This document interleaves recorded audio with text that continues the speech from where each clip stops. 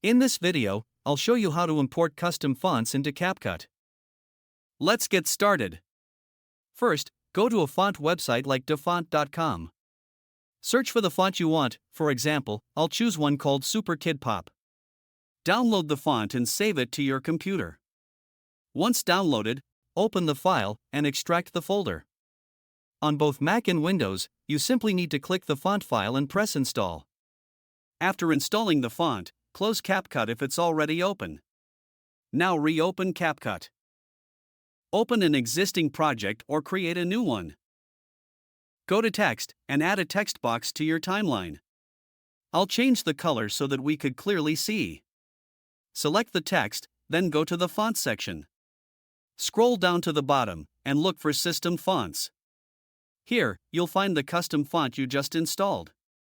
Select it, and now you can resize, reposition, and customize your text however you like.